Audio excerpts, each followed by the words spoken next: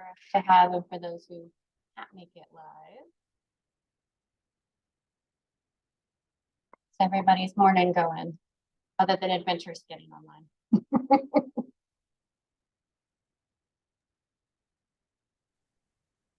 It's been a good morning. The weather's kind of dreary though. It's pretty gloomy, yeah. A little foggy. Yeah.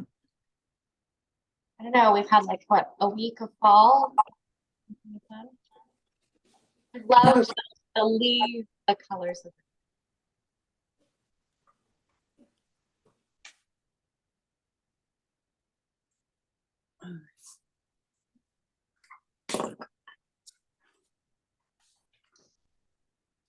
this might be us. So I know some of y'all have chatted with me before. Some of y'all have spent a little bit of time together. So I want you to get as much out of this morning session as you'd like. So if you've got questions or you've got examples that you want to talk about, I'm more than happy to pause where we're at and delve into a topic a little bit deeper. Overview, we're going to cover what we're calling the energy toehold. We're kind of tiptoeing into traditional Chinese medicine and traditional Ayurvedic medicine. So if you find that you're more comfortable in one camp or the other, that's totally cool. We used to call it the meridian toehold, but there's a lot more going on than just the meridians. So I'll talk about both. I'll share a little bit about both as they relate to each toe as we go. And then we'll talk about toe reading. Now, toe reading, if you're not familiar, does kind of go into a whole other area, right? Not like palm reading. We're not reading someone's future. We're looking at the energy patterns that tend to present in one toe, and we're kind of observing the toes and going, that's an interesting pattern you have there. Not every reflexologist is comfortable with toe reading. Not every toe reader is comfortable practicing reflexology or equipped to practice reflexology. So they can be their two very distinct approaches, but there is some overlap there. So depending on who you talk to, what books you read, where you go, you'll find that there's definitely two thoughts behind that, but lots of overlap. I think one of the oldest books we have on toe reading is Imre Somagi's book. It's called Reading Toes, Your Feet as Reflections of Your Personality. And I'm going to look at the front cover because I can't remember when it was published. The original copyright is 1992. Mr. Somagi passed. Trying to remember. I want to say maybe 4 or 5 years ago. So relatively recently. So if you find that that ends up being an area you have some curiosity, right? You're like, ooh, I want to go down a toe reading rabbit hole with me. Then that might be an interesting adventure for you. I've got other books to recommend as well. So that's the problem with hanging around with me, is that I will always give you books as a recommendation. And you're going to be like, it's too many books. It's too many books. So apologies. Get you hooked on them. All right. Let's go in. I've got some slides to help facilitate the process here. Get into the bigger view. Oh yes, the book is called Reading Toes by Imri Somagi. I'll put it in the chat.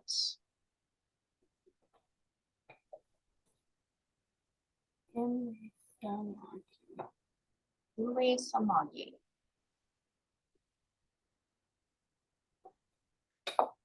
Now he does tend to take a little bit of a critical viewpoint, so be careful when you are talking to your loved ones about their toes. We typically need to soften the language, and you'll see what I'm talking about here in a little bit. Right? We can put lots of big Texas love into the way we communicate. It's one of the things I love about living in the South is that we can soften our approach to how we say, oh. Fair? Yes. All right.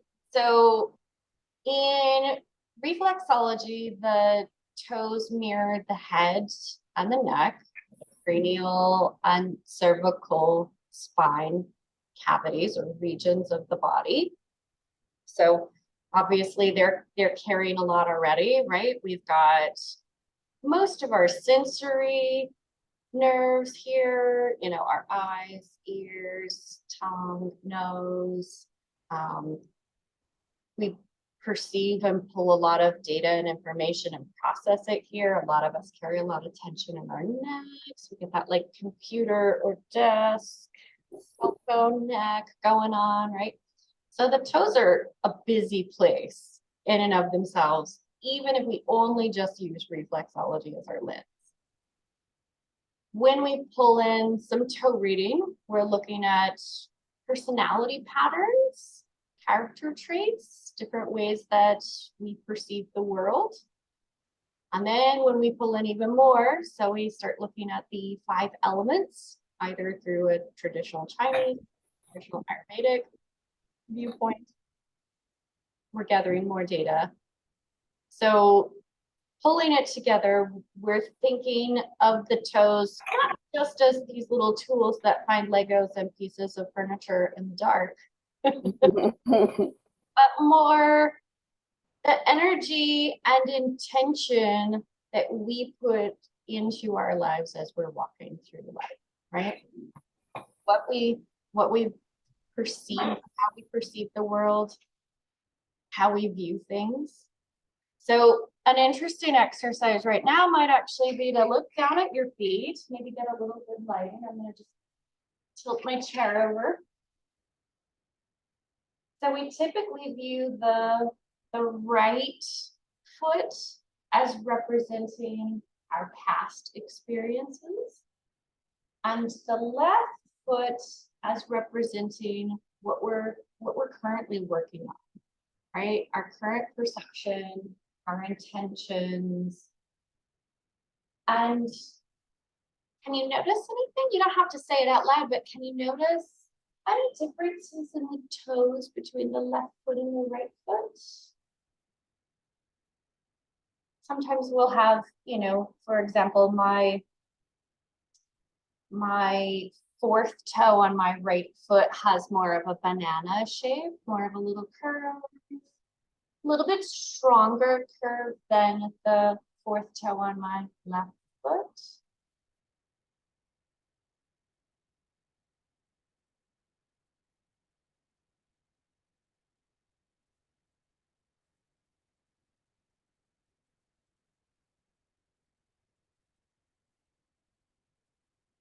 Just some interesting, yeah. So we'll start sort of peeling away our layers of onion here.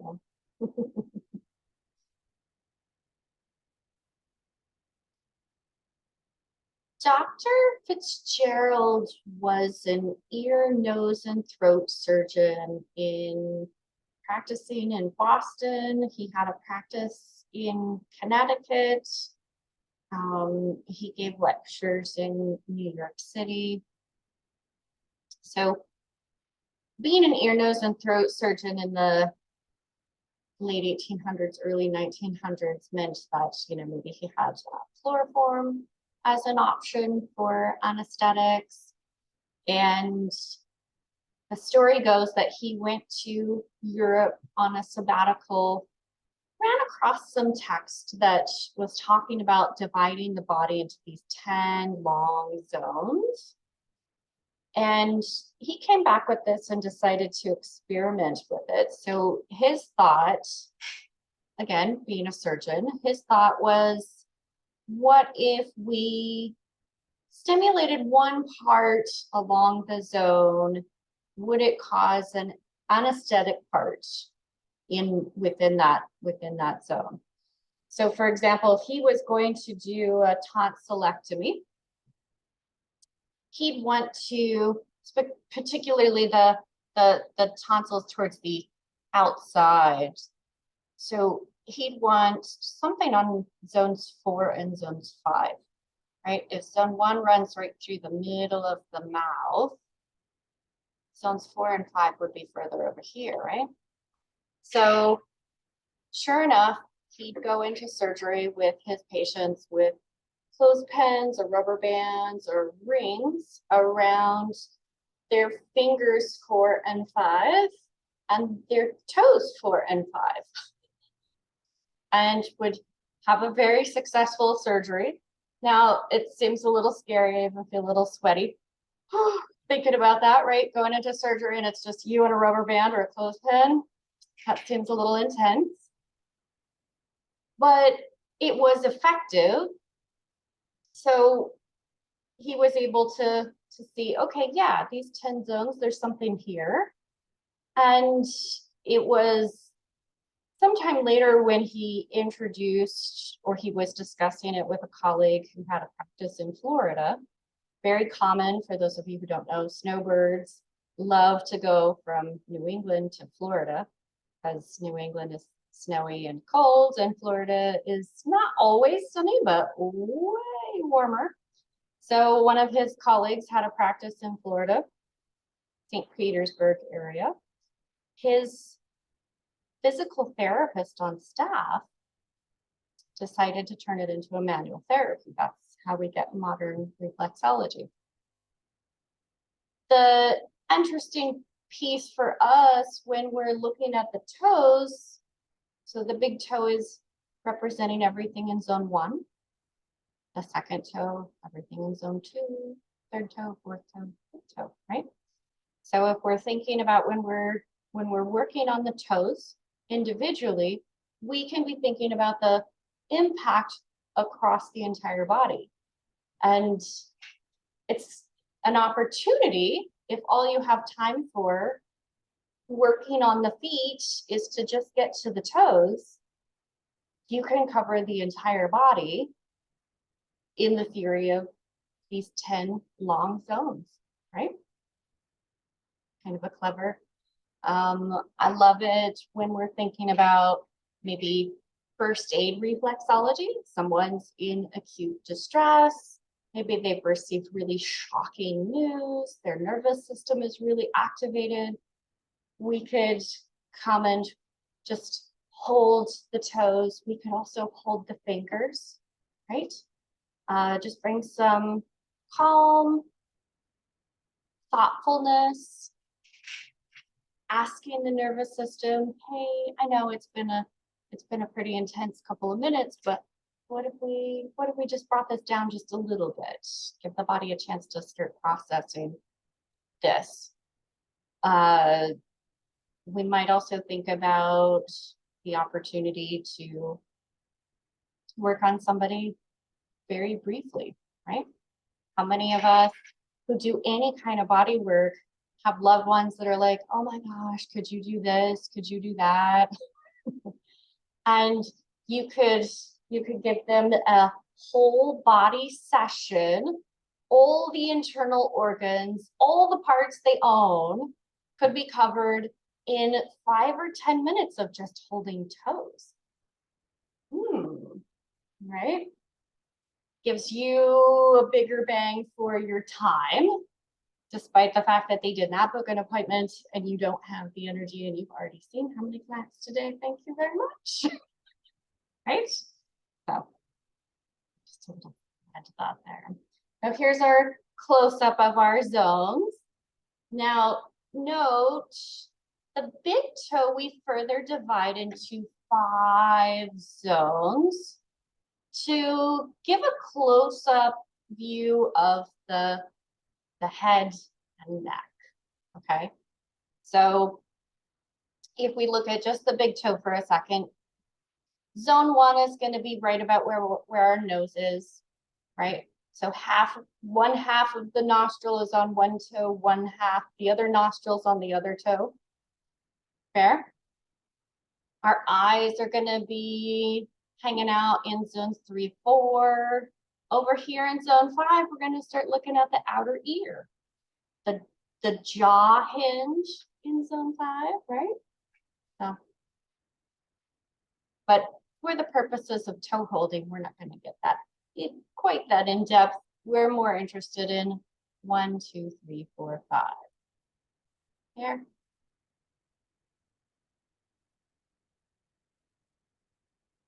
Now, I've got a number of different examples of toes through the slides, and we'll just sort of look at some of them and just make some observations. Again, we're not coming from a place of judgment. We're taking notes, right? All of us have had past experiences that have shaped who and what we are today. And so we're not saying, oh, wow, that shouldn't be this way. It's more like, oh, look where this person has been. Look what has brought them to where they are right now, right? If you've not had an opportunity to do some trauma-informed training, I would highly recommend that. All of us have some stuff, right, that we show up with, and it sits in our tissues, it sits in the body, and it's not a bad thing, it's not a good thing, it's just is, right? So when we look at the lengths of toes, we typically view shorter toes, so cute, short, squatty little toes.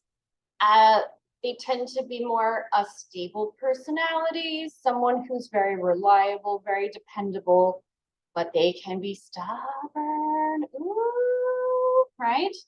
They don't want to budge on certain topics, and that's just neither here nor there, just that we're noting that, right? So if your sister has short toes, might be just a gentle reminder to yourself to like stop trying to argue about the same point over and over and over again, because she's not going to change her opinion.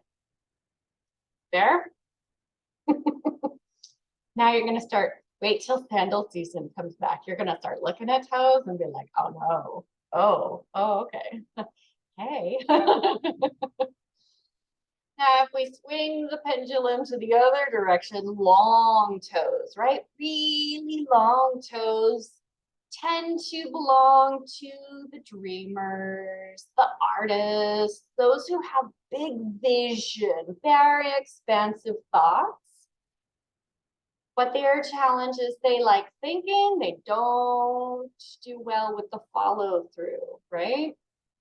There's so much real estate left for ideas, but not so much for the drive to put those ideas into practice.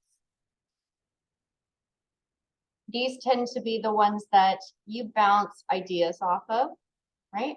You're like, I was thinking about doing this, and this, and they can help you come up with a travel plan.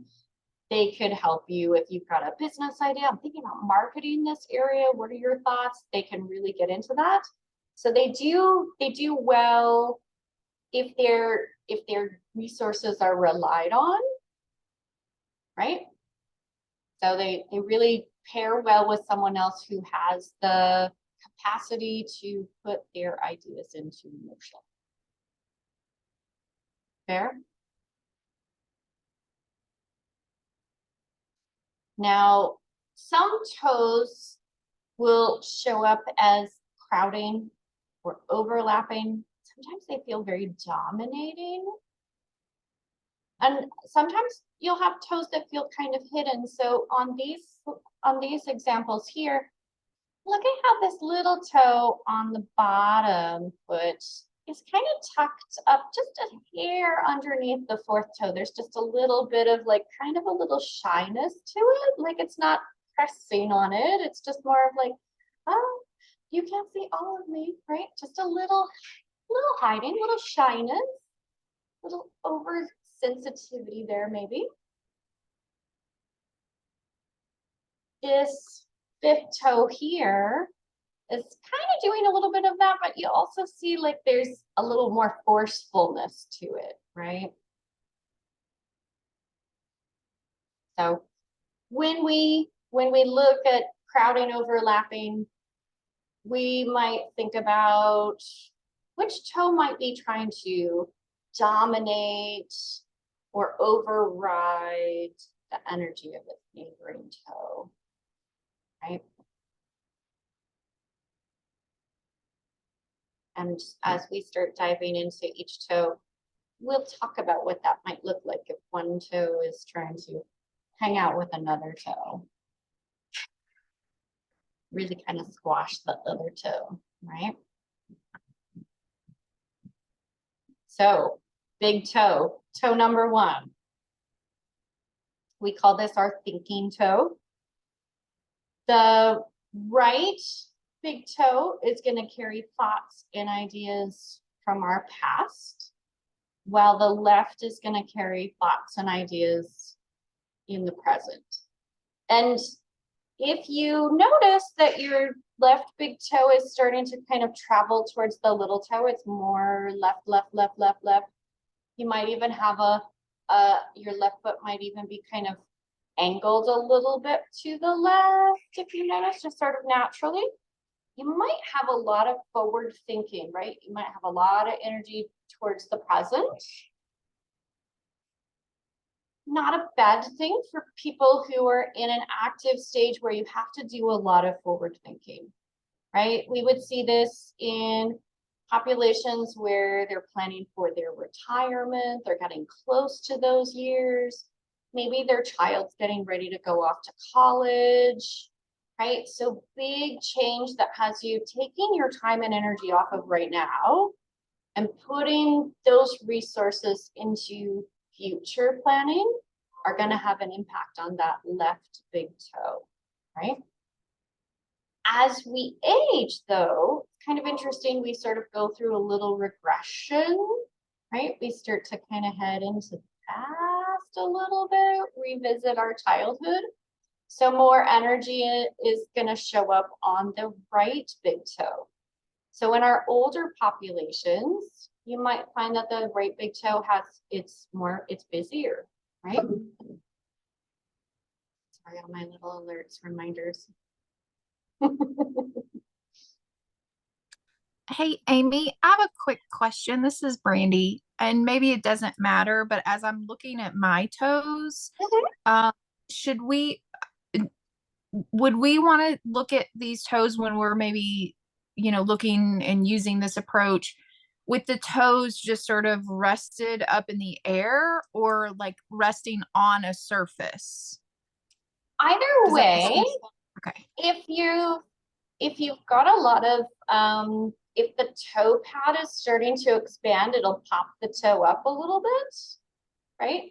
If that toe is full of energy and ideas around a particular area, it's going to get a little bit busier. And so it's kind of interesting to notice that when you're looking down and you're like, one of the toes looks like it's maybe been coming back at you a little bit. You're like, oh, because it's hard for us to see the pads of our toes unless we put our feet in front of a mirror. Mm-hmm. Which you could totally do, right? If you've got a long mirror, you could go sit in front of it and stick your feet out and go, oh yeah, the pat on that third toe, she busy. Okay. But if you're just looking down at the feet, it does give you valuable information. So I tend to, when I'm working with clients, I'm doing both, right? I'm looking at the the way the feet present when they're at rest and when they're walking. And then when I get them in the chair or up on the table, right? And then I'm looking and I'm going, okay. So I feel like I'm getting a full rounded picture. So yeah, when you're looking down at your feet and you're going, you could even pull them up into your lap and look at the pads and go, oh yeah, as I suspected from the top, that did look a little bit full. Okay, all right. Thank you. Yeah, good question. So big toe is going to represent the element of ether, and this is space, right? This is all the space, all the capacity that we have. Now, as we age, we might be creating a little bit more space in our cranium, in our skull, if the brain begins to shrink a little bit, right? So one of the things when we look at Ayurveda, we want to fill up the space with good stuff, nourishing, nurturing things, and avoid letting ether just create big pockets of space when we don't need them to be, right? So in the case of the brain, particularly when we're thinking about dementia, Parkinson's, Alzheimer's, we want to fill up the spaces in our lives with family, community, nourishing foods, activities, right? And when we have big gaps in those areas of our general wellness, through an Ayurvedic lens, we start looking and going, uh-oh, that's an opening, that's a capacity where ether can get a little too expansive. Also can be representative of, are we too big-headed? Have we let ourselves get a little bit, right? Have we gotten a little, yeah, is our head a little too big for the neck to hold up there, right? So a reminder for ourselves to have humility, empathy, and understanding, and reciprocity in relationships, right? Don't be the one that's dominating all of the conversation. You know, that old adage of we have one mouth, but two ears. So sometimes we'll look down and we'll see a big toe that's it's taking up a lot of space, right? That big toe it's designed to be larger. It's an important toe, particularly for walking. We can walk without a big toe. I've had clients that have had their big toe amputated, and that energy shifts over to the second toe. It's possible, but it will forever change the gait, the way, the locomotion, the way the body moves. So the great toe is designed to be bigger, just like our thumb is designed to be bigger than our other fingers. But how great in comparison to an average great toe does your toe need to be, right? So just some thoughts when you're looking at your toes and you're going, oh no, I have a really big toe. Or might just be a moment where you might be like, do I need to take a step back for a second and have a little introspection on that, right? And a little hard navigating this subject with clients because you don't want to just jump out there and be like, wow, what are you, like, really bossy? What is going on here? What are you? You think you're all that, huh? That's not going to go over really well, right? We don't want to do that. So sometimes it's just enough just for the toe to be seen, and that the other toes are also seen, right? Spread the love around, spread the energy around, and maybe the big toe doesn't need to dominate the conversation. When we swing the pendulum the other direction, though, we can have big toes that are very diminutive, right? Or they might be very full. Look at this. Look at the sides of this big toe, right? Smaller on the top, but the sides are very, this is kind of some bottleneckings going on here. You see that? There's a lot. This person really has some big ideas that they're just having a hard time pulling all the way through, right?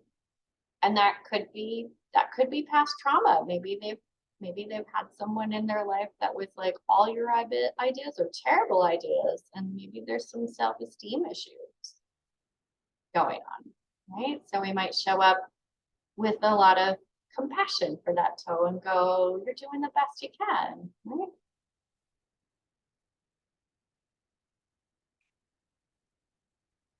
So some things we're thinking about with these big toes.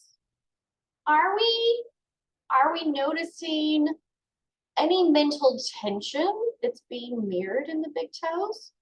Right? Do we have someone who's maybe a loved one or a client that's coming in and they are really putting a lot of energy and thought into, they've got a big problem they have to solve. They've got a big thing that they're thinking on, big decisions. Is that holding a lot of stress in that toe, right? How's the overall tone of the toe? If we try to do any kind of rotations, is there tightness and tension showing up in that toe, right?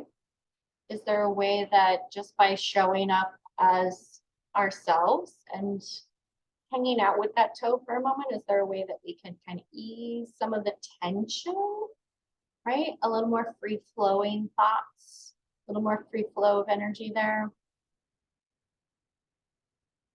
Sometimes we'll see big toes that are very far apart from second toes. This is a fairly average space. These toes are a little bit crowded. You can see these poor sandals are just not a very good fit for the width of this. I wish more shoe manufacturers made foot-shaped shoes. It's really bothersome to me as I look at feet and I'm like, oh, you squished all those toes in there. No, that's not nice. But you can even see there's maybe a little dysfunction in the relationship here between the second toe and the big toe, because the big toe is taking up so much space. It's sort of tilting that second toe off to the side, right? A little dominating there, huh? That's a little rude, big toe. What you doing? So a normal amount of space, an average amount of space between the big toe and second toe is good. We need enough space for the movement and flexibility. But if there's a huge gap there, that sends up a little flag of like, there's a little something here. And we'll talk about that more when we get to the second toe slides. And that'll feel a little more clear, but we're going to focus on the big toe for now. So that bottlenecking that I was talking about with the other toe, right? Is there a challenge in maybe the relationships they have, the community have, the tribe they have, the loved ones that they have around them? Do they have a hard time like getting all of their thoughts and ideas heard? You know, sometimes this can happen in people who are more introverted and they have a hard time talking about, like, you know, for me, small talk is exhausting. To sit down and have a conversation about the weather is very tedious for my brain. I would rather, like, if you just presented a really big topic and you're like, I don't know, what do you think about this huge historical event that happened years ago, or something, you know, like bring something big and expansive to the table. And I'm like, oh, I'm here for this conversation. I'm engaged, I'm interested. And that's just my personality, right?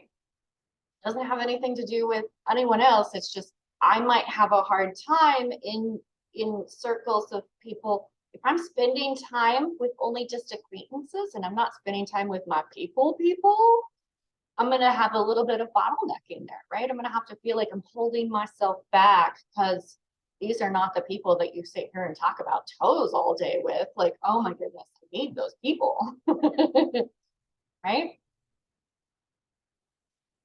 So just some ideas there.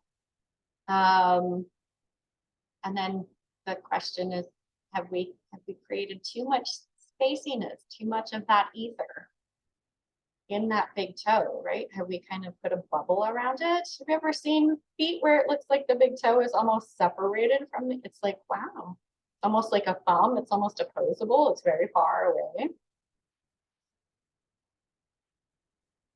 It's kind of an interesting. There was an exercise that I did years ago in a workshop I was with Chris Stormer. Chris practices, her method is known as the universal method of reflexology, and that's where we work body system by body system. And I love that there's focus instead of just working one foot for 40 minutes, for 20-ish minutes, and then the other foot for 20-ish minutes. You get to go back and forth, back and forth, back and forth. I really resonate with that. So I'm in this Chris Stormer workshop, and she had us put our two big toes together side by side and see when you sandwich them together, do they line up? Is there a lot of separation, right? Is there a lot of movement away? Can you put the two halves of your mind, right? The past and the present, can they hold a little space together? And those whose big toes were doing a big shift towards the lateral sides, towards the fifth toes, right? That they were navigating. There was like a big V when you put the two big toes together. There was a big gap. She even recommended bringing a rubber band in and kind of rubber banding them together just as a suggestion of pulling those two halves of the brain together. And you only rubber banded them for 30 seconds, 40 seconds. It wasn't a tight rubber band. It was just this kind of suggestion of like, hey, why don't we be buddies? I've had a couple clients that have done that for where there seems like there's a big navigation away from a big divorce between our past and current selves. I don't know, has anybody ever tried rubber banding your toes? Amy, I got a question with that. Do you have the heels and balls of the feet touching when you do that, or do you have just the balls of the feet and your feet more vertical? Yeah, you bring so for me, I have that fun little navicular that sticks out a little bit. So you bring the arches side by side, you get as much of the foot side by side as possible. Lift the big toes off the floor and see if you can plant them next to each other without forcing the issue, right? You're not straining, you're not using a lot of muscular tension. You're just giving it the suggestion of what if these toes set side by side? Okay, so the rest of the foot is touching one another. That's what I was wondering, versus if it's vertical. Yes, you're bringing both of the feet together and toes facing forward, and just looking down and noticing, are your toes doing, a little V? Do they line up a little bit closer to each other? For me, I've got callousing here at the interphalangeal joint. And so the tips of my toes have a little V in them, right? I can, if you'll bear with me, I'm sorry for those of you who have some motion sickness. I'm gonna bring my webcam so hotter. Let me stop the share so you can see this a little better. All right, I'll bring this camera down to the toes. notice how there's a V right in the tips of the toes, so I can get the necks pretty close together, but I've got this callousing here.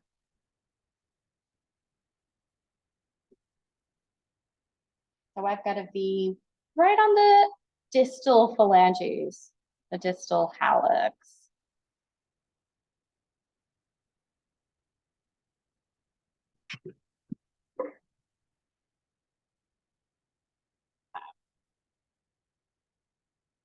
Can stay there.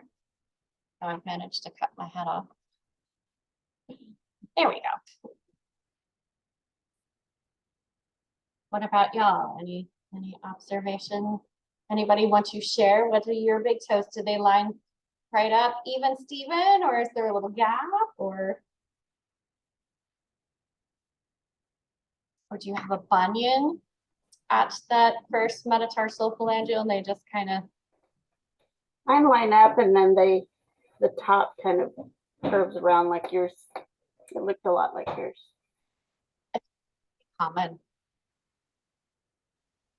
It's every once in a while I'll see someone whose big toes could like line up like if we stuck thumbs alongside each other, you know? And I'm like, huh.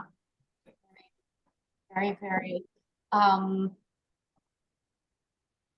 thoughts tend to be very forward, right? Sometimes you'll see toes that are like, dunk, dunk, dunk, dunk, dunk. They're all in a row. There's no bending, there's no like little curves, there's no bottlenecking, there's no, some necks are bigger or toe pads that are kind of more round. They're all just like super neat in a row. And I'm like, wow, how organized your mind must be. It's not like that.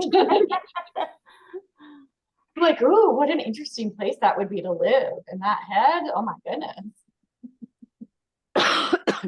So mine are quite a bit apart from like the bunion, the ball of the foot up.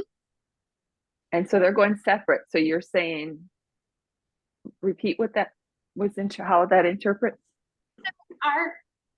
The thinking behind that is if you feel like there's a big gap between your past experiences and who you are now, bringing those together gives the more energy or intention into pulling both halves of the brain, right?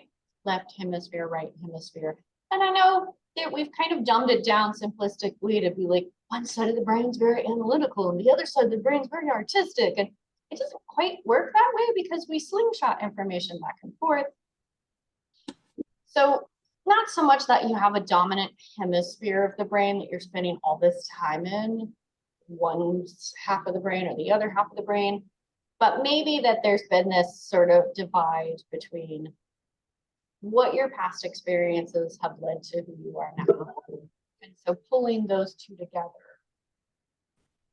little rubber band, just giving a suggestion of more clarity for thinking would be particularly helpful if you're trying to make a big decision around, you know, career change, moving, should we downsize, should we buy a bigger house, should we do this, you know, and you really want to pull a lot of your mental energy together. That would be a really important time, I would think, to kind of want to throw a little rubber band or string or something gentle, and just bringing those two together and go, okay, how do we have a little harmony here? Does that help? Yeah, I was just curious. I was like, okay, cool, because mine is definitely apart. You can also, you can do big toe exercises where you take a larger rubber band. Doesn't have to be a really big rubber band, but I've got some here. So not a tiny rubber band, a large one, right? Not giant, but large. So you would take your narrowest dining table chair, right? Put put the rubber band around the chair leg and then put your big toe around the other end. And you're just, the foot is sitting here. It's easier for me to teach this in person. And so you're abducting the foot away, and that creates a little bit more strengthening in those abducting muscles. As you're gently, so you're sitting there, your foot's planted on the floor next to that chair leg, and you're using the rubber band in the same way that you would use one of those straps at the gym, right? I don't know. I'm trying to think back. What was the exercise my physical therapist had me do with one of those big gym bands? I think we had it for the knees, and you'd like wrap it up, you band it around the thighs, and then one leg would pull against the other leg, and then you do the opposite. Does that make sense, or have I been really confusing? Yeah, no, I know what you're talking about. Yeah. So that would be a way to strengthen some of those muscle groups, particularly where you've got a potential for a bunion or something that's causing a little bit of that V that you see in big toes.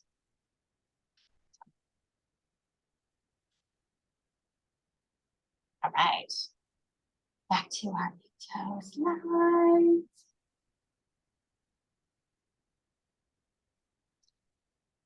On the big toe, we have two acupressure points. They're on either side of the nail, a toenail. So on the distal hallux, right, we got two toe bones in the big toe, distal, proximal. So on the toe bone with the nail bed on either side of the nail. So on our I've got these colors wrong. No, I'm sorry. I need to swap these.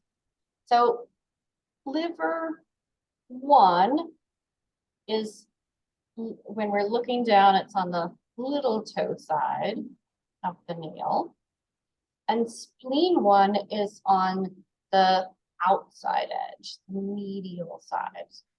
So if we're going zones, right? 1 versus zone 5. Were you saying something?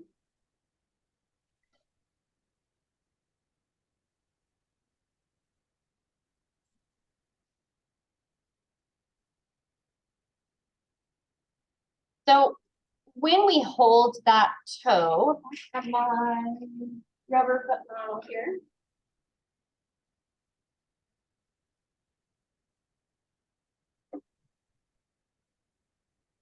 When we hold the big toe, our thumb is typically on the bottom out of the big toe.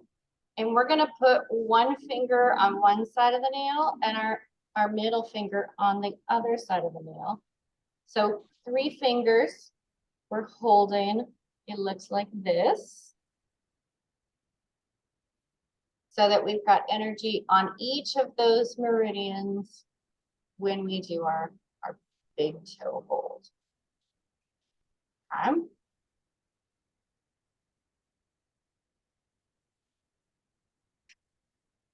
Now, for the meridian points, our actions are on the energy of the liver, the energy of the spleen. And it's interesting in traditional Chinese medicine, the relationship between the spleen and the liver is different than anatomical spleen-liver relationship. So if you want to stick with just the concept of just ether, you can just hold the toe, and we're just thinking about the space for free-flowing thoughts and ideas, but Goldilocks, right? We want just enough space, not too much, Not too little, just right.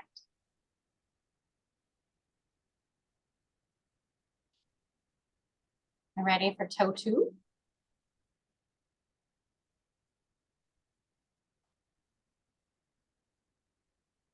There we go.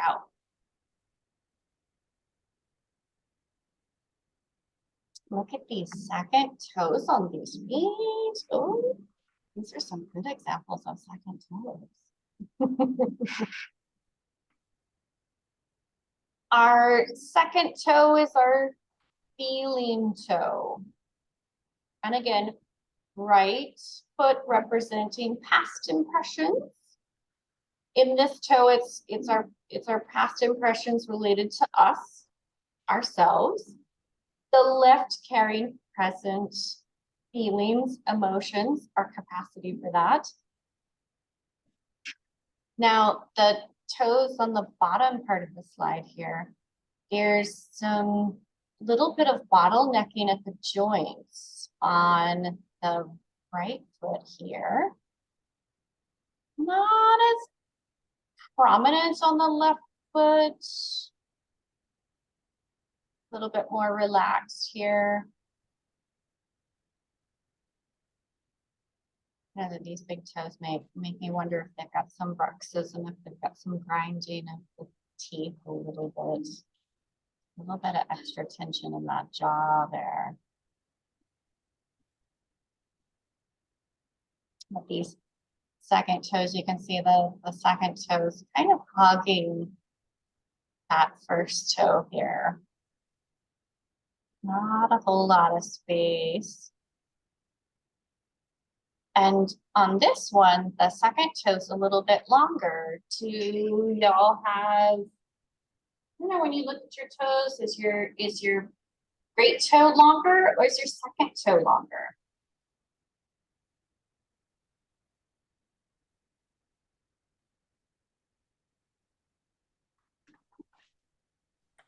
My great toe is longer.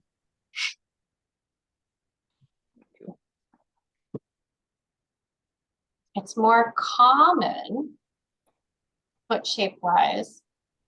There's more folks out there with a longer big toe than a longer second toe. Mine are about the same.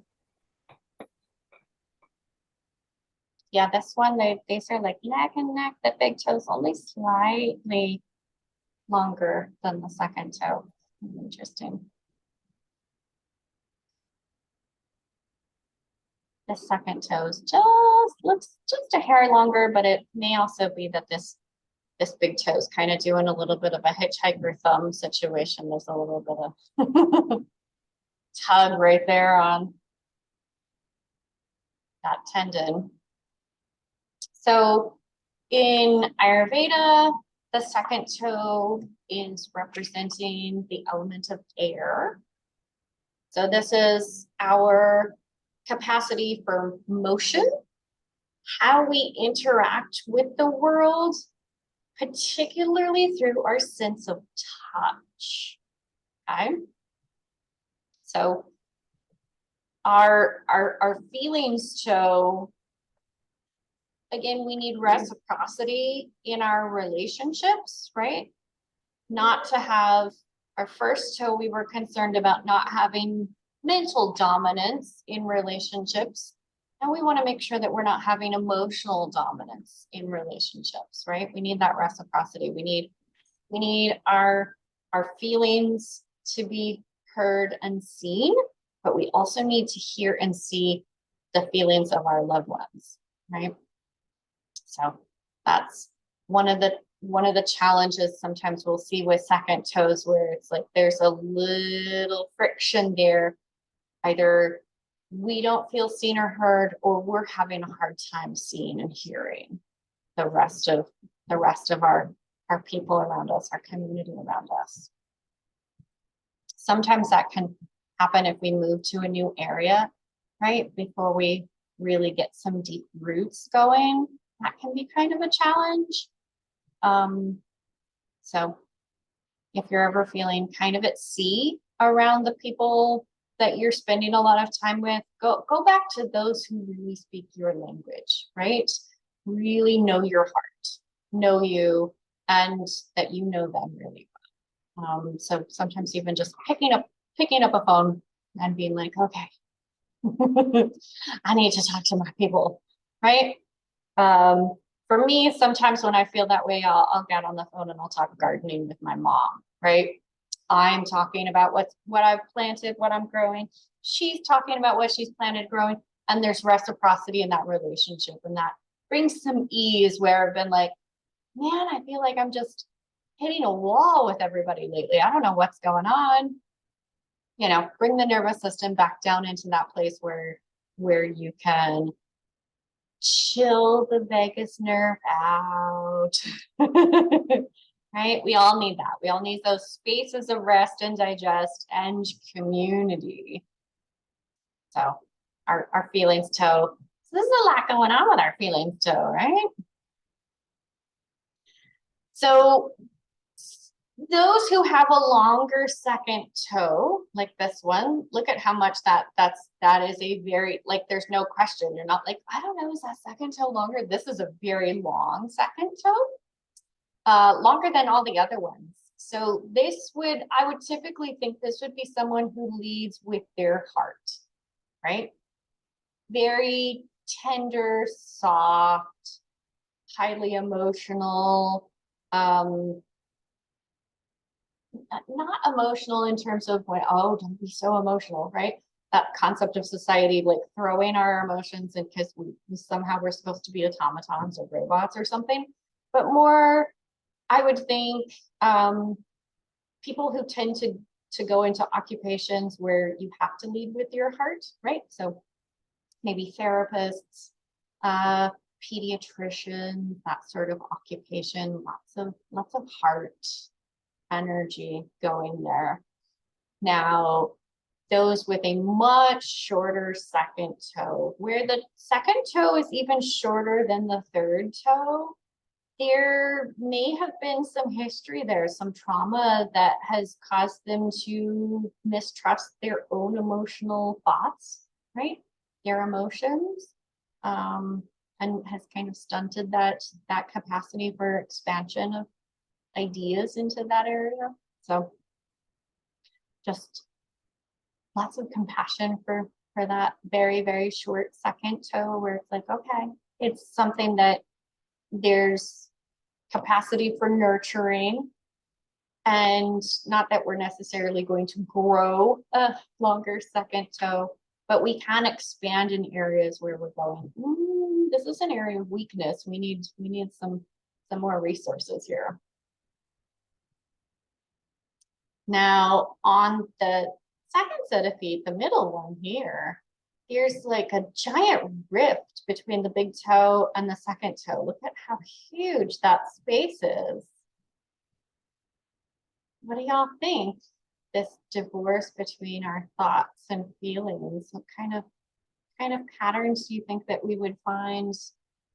We don't know this person with these second feet, so we could speculate. Anybody got any ideas?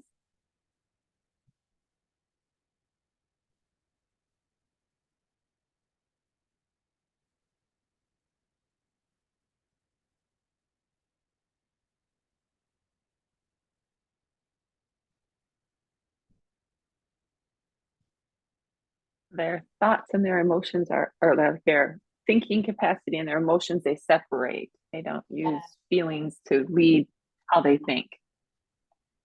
Yep. Yeah, this big shift between there's times for feeling, there's times for thinking, and never the two shall meet.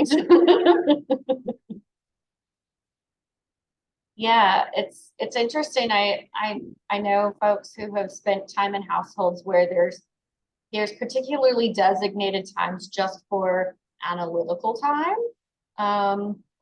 You know, I've had a couple clients who grew up with maybe a parent or both parents were engineers, you know, very, very, very analytical, very cerebral oriented. And so, you know, dinner conversations would be very intellectual, but never a processing of your emotions, in relationship to the topic. I had a client once who she had one parent that was an engineer and one that was a physician, and they were very, very cerebral minded people. And so conversations might be at the dinner table, growing up for her, might be about the surgery that her father, the surgeon, had done, or the very technical work that her mother had done. And there wasn't a lot of space for like, how was school today? How are you feeling? Kind of an interesting, it might be a curious exercise to rubber band the big toe and second toe, not all the time, but just create a little bit, and it's interesting to see there's some male discoloration going on here and a little bit of a collapsing of the arch on this right foot. These feet have some history. It would be really cool to meet the owners of these feet, I think. Now, moving on the other end of that pendulum here from a huge rift, a huge divorce from our intellectual capacity and our emotive capacity. Now we've got some crowding here, right? So we've got a bunion, and this first metatarsal phalangeal joint, our bunion bone, representing energetically our heart chakra. So this is pulling a lot of that energy, a lot of awareness, drawing a lot of come, look, see, there's something here with the heart. So it could be a broken heart. And it could be that they broke their own heart, right? Or that it was broken for them. Just depends on how we perceive our perception of that.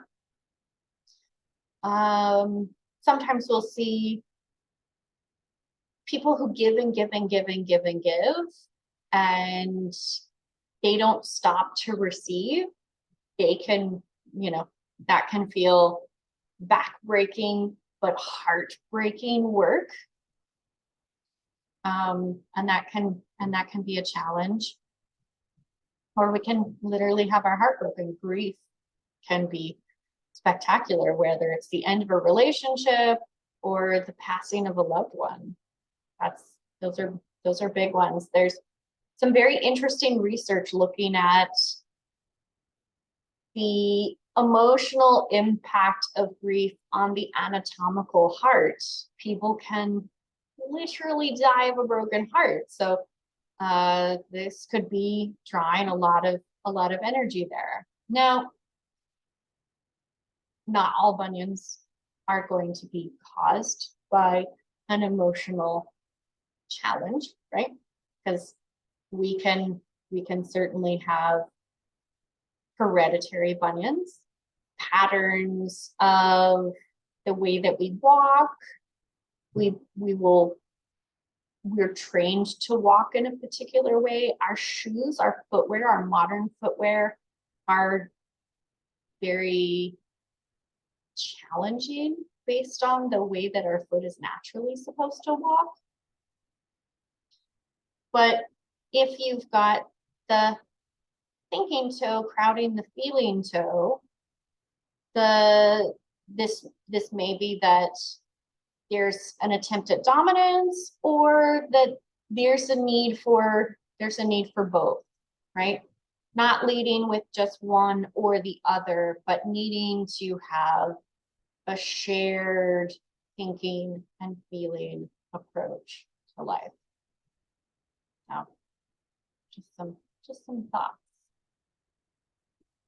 It is possible to get that hallux valgus to come back over to a degree, right? So if we look at our foot, so we've got our first metatarsal phalangeal joint. That dysfunction here, where the hallux goes way over and my model won't even let me pull it too far. It is possible to get some of it to come back a little bit more, usually through physical therapy, exercise. It's not the only area that we work though. We're looking at the tendons on the bottom of the foot, the tendons on the top of the foot. A lot of times it can travel all the way up into the calves and come all the way up into the body. So it takes a little bit of work. If you're local and you need a really good foot-oriented physical therapist, Chris Gumbs, Gumbs, and I'll put it in the chat. Chris Gumbs is our barefoot physical therapist here in Austin. Great guy. I've sent him a number of interesting cases where we're going, this bunion is causing knee pain and it's causing a collapse in the arch and it's causing some hip dysfunction, and we don't want to have an early hip replacement just because there's a bunion. You know, how do we stack these things on top of each other and get a little bit more balance in there? So great guy to work with. You need a good referral. Chris Gumbs, cool guy. Lots of fun. Even if you want to just pick his brain for, go and be like, hey, can we have a chat? I'm super curious how your approach is. So I have a question. You say some of these things can be caused from our shoes, from, different things going on. So if it's caused by something like that, does it mean that because of the shape of it, it also then can affect the heart, or it can affect, like, which comes first? Is it because you have Right. Chicken or the egg? right. You know what I mean? Sometimes it's hard to know the origin story of your super villain toe situation, right? You're like, I don't know how this happened. Not sure where it started. Sometimes it'll seem obvious. There can be a past history where somebody's like, everything was fine, and then I wore those shoes, and they were the worst. And that might have been when things really came to a head, but it could have been starting months or years before that pair of shoes sent things over the edge, for example. Yeah. It's hard to, I definitely recommend taking a good health history with bunions and be like, how long has this been going on? What's happening here? But sometimes you won't know the origin story, and you won't know unless you ask that relationship with, how's your cardiovascular system? And Well, I also have a bunion and they have a perfectly fine heart, and there's nothing wrong with the energetic heart, and there's nothing wrong with the anatomical heart, and then they just have a bunion. Well, sometimes I just wonder if, like, how we all have our weaknesses, our constitution, and there's certain areas that you're weaker in, or you're drawn to a certain way. So sometimes I wonder if you are that heart person. Like, I'm just thinking, my mother-in-law and my sister-in-law are exactly like this, and they both have horrible bunions. And now I have a friend who just had to have a bunion worked, but she's taking calcium for her bones. But that's where it went to, was it grew on that area of her toe. So I'm just curious as to, does our body kind of know to go to those areas because of that's their constitution? That's what's interesting to me, is kind of like, I think that I do think that it is. I think that it's constitution. I think that if you have an area of weakness, that's we all have stress, right? There's always going to be, if we think about positive stress, negative stress. Positive stress is the hormones that we need to activate our musculoskeletal system to get ourselves out of bed this morning. Mhm. The negative stress is big news that's internalized in ways that's like, oh, this is really intense, this is really it's really bad and we go into the fight or flight and we have a hard time coming down out of that. So some of us are really good about being able to come down into that rest, digest, chill, like, oh yeah, okay. And it comes more natural, more intuitive, and that's more of a constitutional type of thing. And then others of us are like, oh my God, my mind. And it's all the time. So some of us have to work really, really, really hard to get down in there. And yeah, if you're noticing these patterns, these are just typically what we look for. I'm wearing my herbalist hat now. We look for patterns of threes, something that's we're not looking at just a bunion, right? We'd be looking at like, are there other signs? Is the body trying to show us in other ways that maybe there's something going on with anatomical heart or the cardiovascular system? So if we look at just the reflex maps, we would look at the earlobe. Is there that vertical crease on the earlobe, right? So the bunion plus a vertical crease. And you're like, that's two signs. You know, what might be another sign of anatomical heart?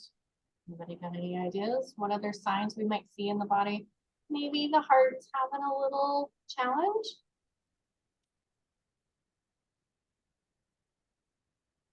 Or the cardiovascular system in general.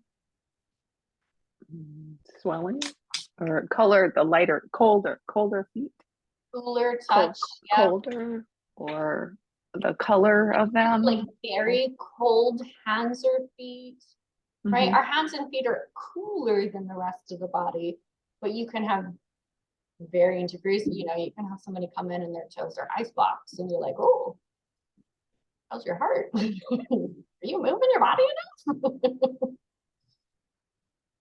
Or even the circulation, the color of them, if they're more blue pale or white. Yeah, pale. Yeah. Yep. I would look at the potential for varicose veins, giving us an indicator that maybe cardiovascular system's struggling, right? So it's interesting to observe. I don't know if it was my mother-in-law, I don't know how comfortable I'd be like, have you explored talk therapy around your broken heart? Like that wouldn't land really well. You know, there's lots of things I can talk to my mother-in-law about, but that wouldn't be one that I would just jump out there. So in the toe hold, we would just, that would be a gift if you did an energy toe hold on her, just to bring some awareness and energy. And you know, the body can do a lot of self-healing. Sometimes we need some assistance, so this would be a gentle assist, you know, just I see you, I hear you kind of support. And you may not feel comfortable doing that. You might be like, she's got her own body working, I don't want to touch that. And that's okay too. Having boundaries is important, especially as practitioners, because we do tend to be more heart-centered. We want to help, we want to help everybody. And I can't be everybody's reflexologist. Right? Sure, I don't need to be either. Right. Back to our slides. So lots of crowding here. And we could, you know, just getting to know this individual, if this was a client, do they tend to put more of their, is there a bigger priority on intellectual space and energy in their world? Are they trying to borrow? Are they trying to really tap into their feelings before they make intellectual decisions? You know, could be an interesting conversation with them. Go gentle.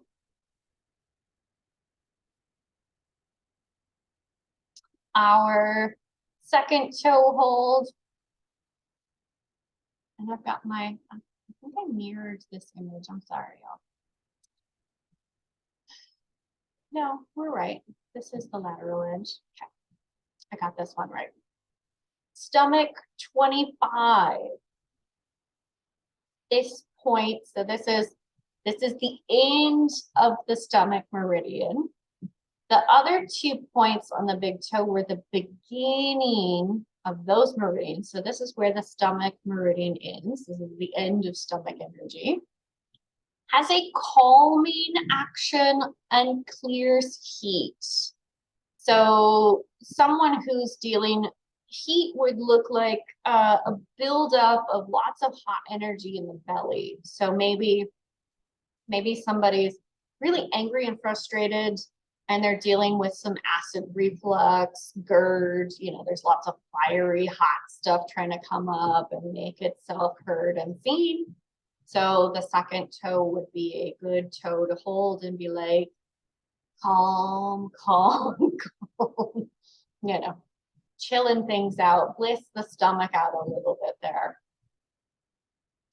And in our traditional Ayurvedic medicine, air, how we're interacting with the world through our senses, particularly our sense of touch, the way that we emotionally interact with the world here. And there can be some tie-in, right? We can have some overlap here. Are we able to stomach things right now? We might not be able to. So this could be a good one to just, I see you, stomach. I see you're having a hard time with this right now. It's okay. I got your back. We can't change it. We can just be there. Just hold space. Toe number 3, and I kept these pictures because the third toes are still, they're interesting. These are interesting toes to see, right? So wait, on the second toe hold, are you just pinching towards the inside then, or? So I like to hold the whole toe. So I'm gonna stop the share and show you my rubber foot model. So I put my thumb on the pad. Okay. And I hold just the nail area. So I'm just holding the distal portion of the toe on the top, but my thumb comes and supports the neck and the pad of the toe on the bottom. So you're touching the whole nail versus more of the whole nail. Yep. So if I really wanted to get into that point, I could get right into the corner of the nail, but typically I'm just holding the whole toe. And it's the lateral edge if it's or the whole. Okay. Yes. Cool. Thank you. Mm-hmm.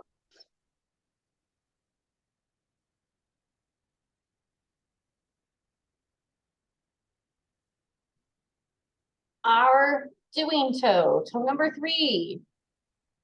Again, right, carrying our past impressions related to agility, the relationship we have with our capacity for movement.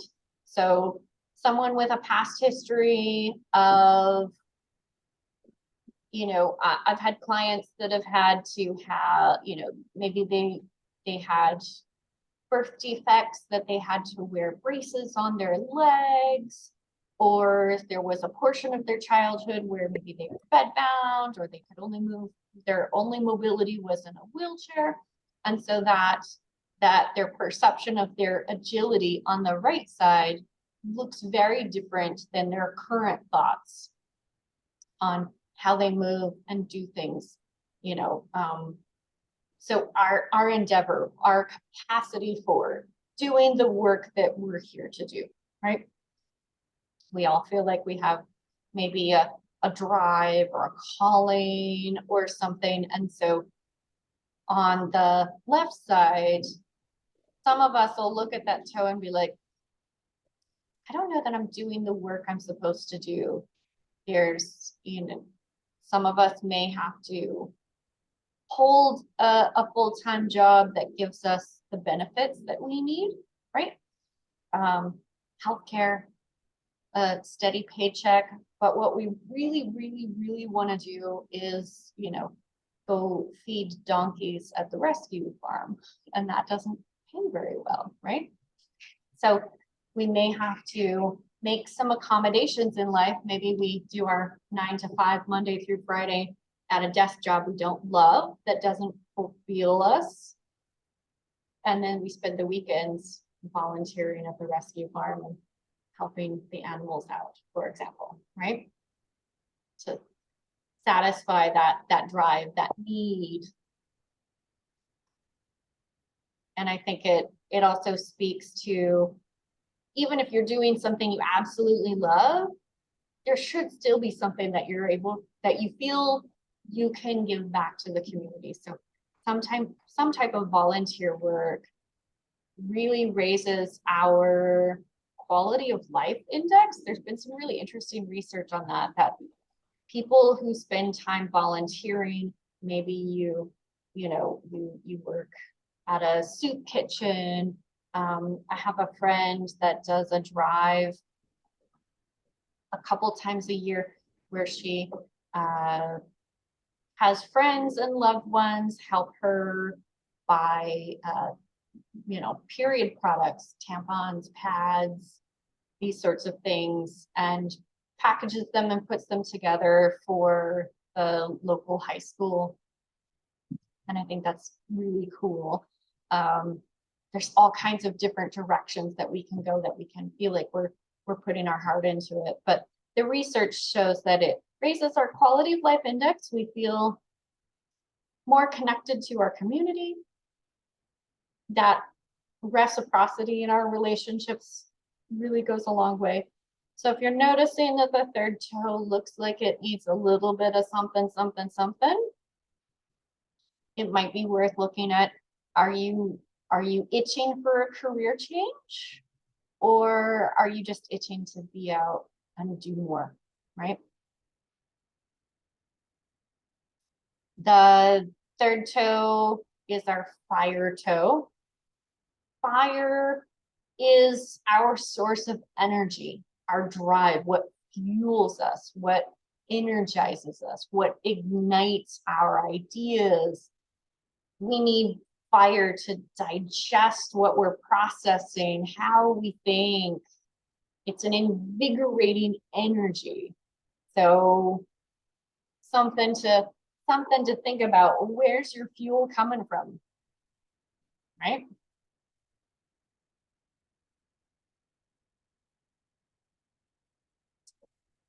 The third toe, does it look energized? Is it looking capable of handling the tasks, the work that you're doing? Is there space in the toe pad for thoughts on action, invention, that cause and effect of our actions? Is there some rigidity in the toe? Kind of an interesting pattern on these two toes. Looks like there's a little bit of rigidity. Lots going on with these nails for sure on the big toe, but just some interesting impressions on our third toes here. When we notice rigidity in this toe, we might see that this person is a perfectionist, right? And we're not talking about, like, for me, there's only one way to load a dishwasher. All other ways of loading a dishwasher are wrong. Really struggle with that. And I have to let that go. I have to I can't be the only one loading the dishwasher in my house. I just can't. So I have to let that go. I have to be able to look in the dishwasher and be like, well, if we break a cup, we're going to break a cup. Oh, well. So we need some flexibility around the ways that others do things. And we have to be able to approach with some flexibility. So if there's rigidity there, there's room for improvement. Third toe, kidney meridian. This is representing the solar plexus, or the K1 acupoint that's underneath the ball of the foot. That point's used to clear the mind. It's really helpful for anxiety and depression. Sometimes we hold a lot of tension around that, thinking that that will ease our anxiety. It doesn't. So if you're noticing some inflexibility there, it may be coming from a place of stress, right? Most of our patterns are. How we fuel our action and innovation for our endeavors, for what we want to do with our one wild life, right? Fourth toe is our communication toe. There's some interesting communication toes here, right?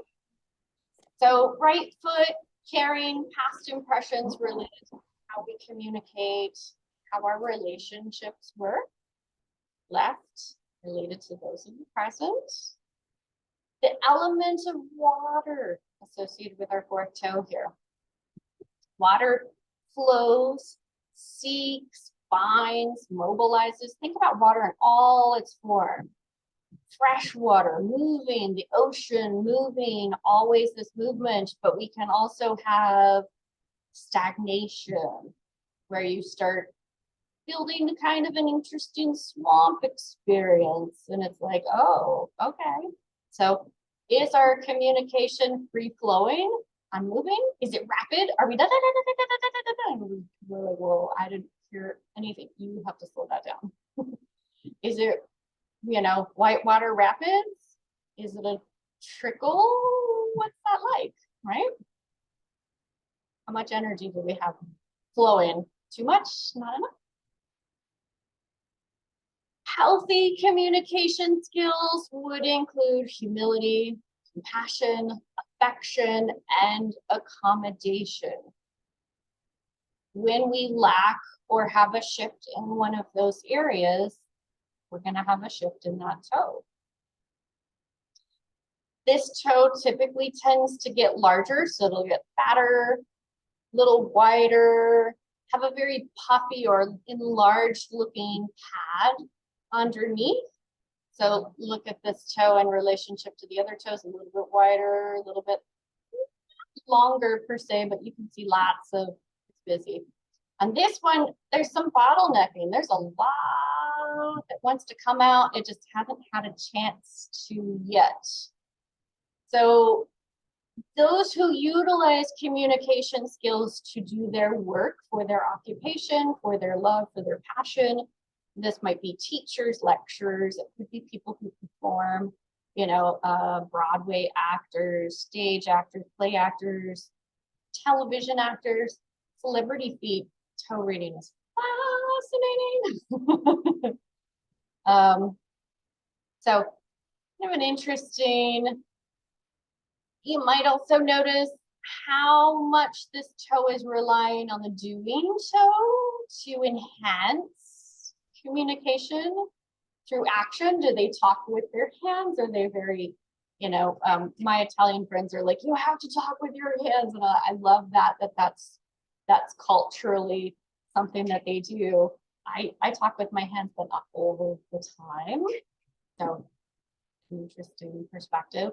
If you find that maybe there's a space between the communication and doing so, go on a walk and talk with a friend. See if you can kind of pull a couple activities together, enhance that conversation. Or if they're already hugging, that probably does you really well.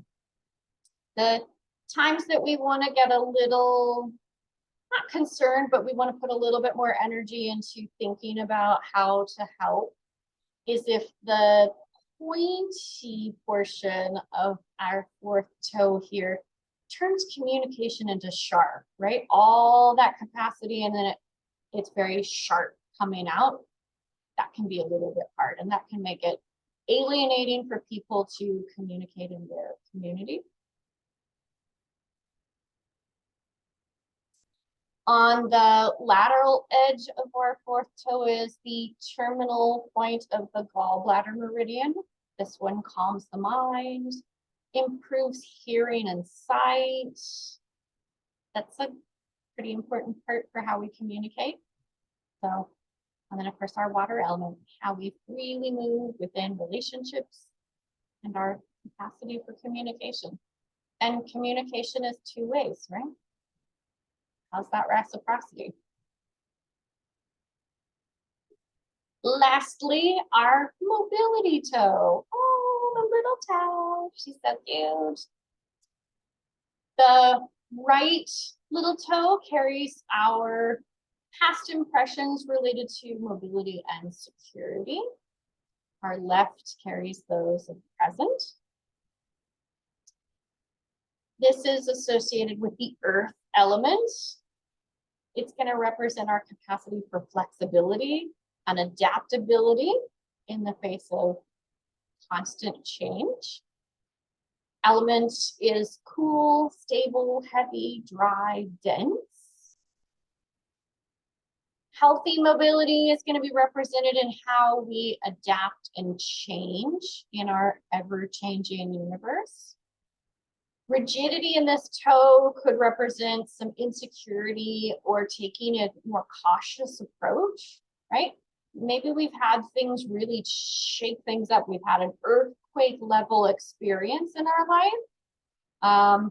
I see big changes in the fifth toe after a client has had to leave their home because of a natural disaster, right?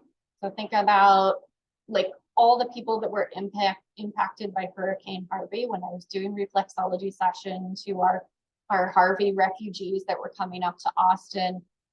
You know, I'd go to the shelter and I would go and I would just do a meridian toe hold, and oh, those fifth toes, man, their whole world is just shaken up. So if we've got that past experience, you know, people that moved around, people that have had experience in the foster care system, their right little toe is going to look a lot different than their left toe, you know.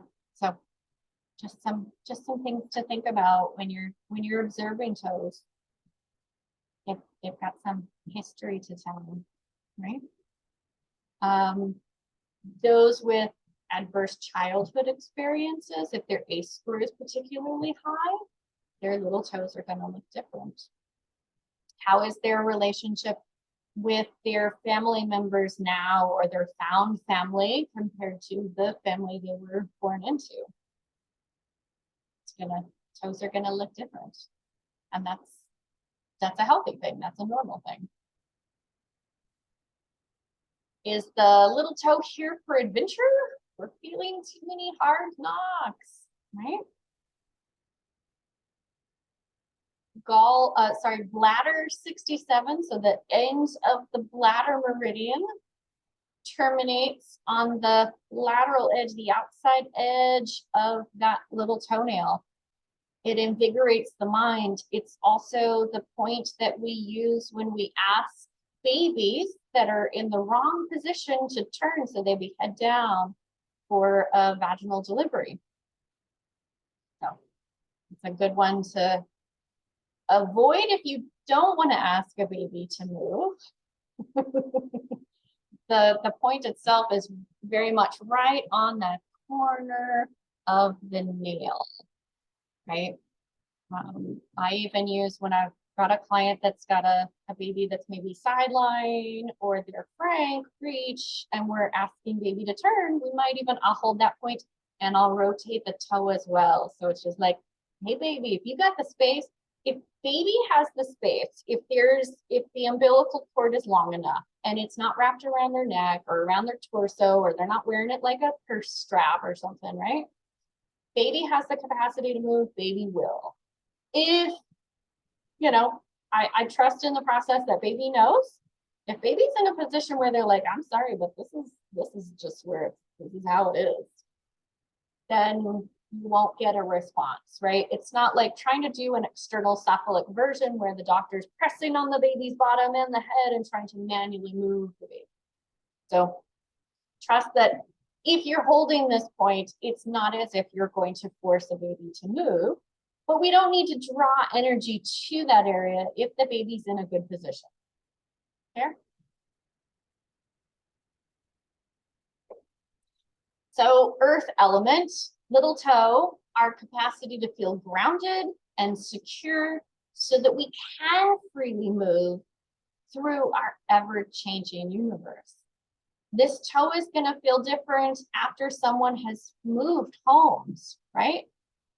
This toe is going to feel different if they've had a big shakeup or change up in their social structure, their community. This toe is going to feel different if they've recently lost a loved one. There. So that's it for toes. We covered all of them. All right. There's plenty more that we could get into for toe reading at some point. But I think this is a good amount of info for you to think about.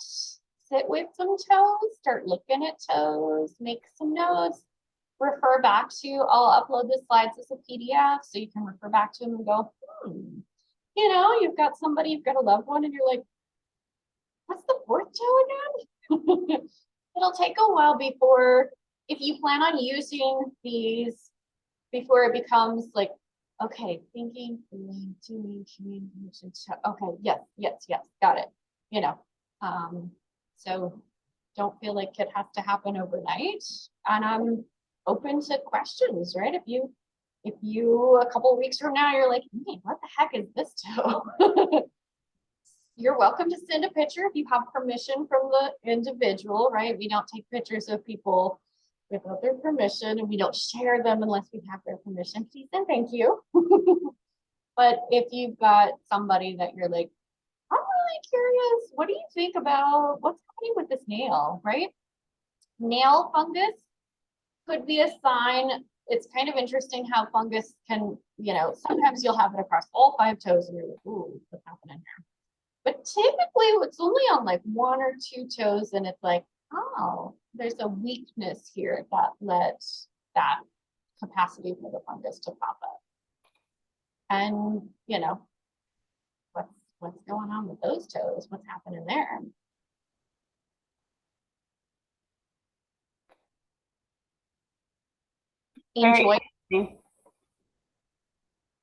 Enjoy the toe hold.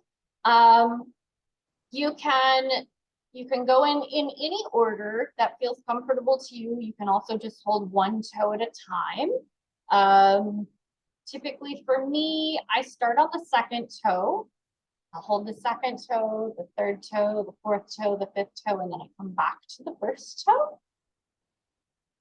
You can hold them all at the same time by just putting your fingers on the tips of the nails on the tops, or you can put it right on the tips of the toe itself, right? We've got 5 fingers and you could hold all toes at the same time if you really just wanted to gloss over, bliss their mind.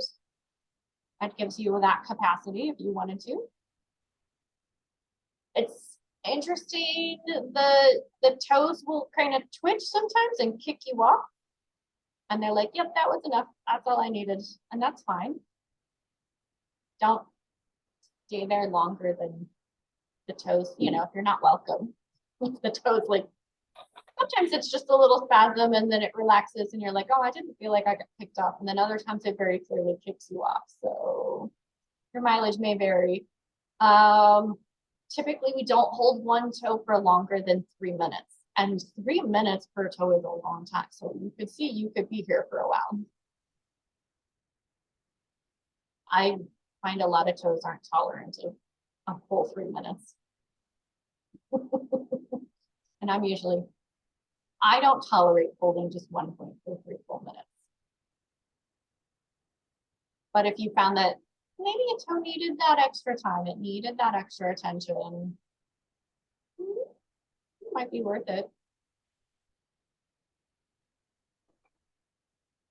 But y'all have some toe adventures and I want to hear about them. There's a group chat in Practice Better related to this. Make sure that it's okay. It's enabled now. Here we go. So y'all are welcome to get in there if you want to share ideas on it.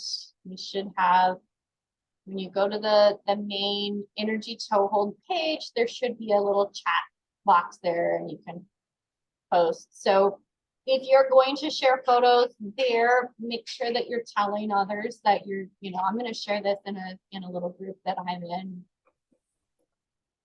Obviously, we won't share those pictures outside of the group. What's in the group stays in the group, right? Just as a reminder, just so we can feel comfortable. Not everybody's like, oh, I have issues around that. But where you start moving into character traits and personality patterns and stuff, people start to become a little, they're like, oh, I don't know. Not sure that I feel comfortable knowing all this information about my toes. Yeah. Private, right? I don't know. Candle season always feels interesting. Like if only you knew.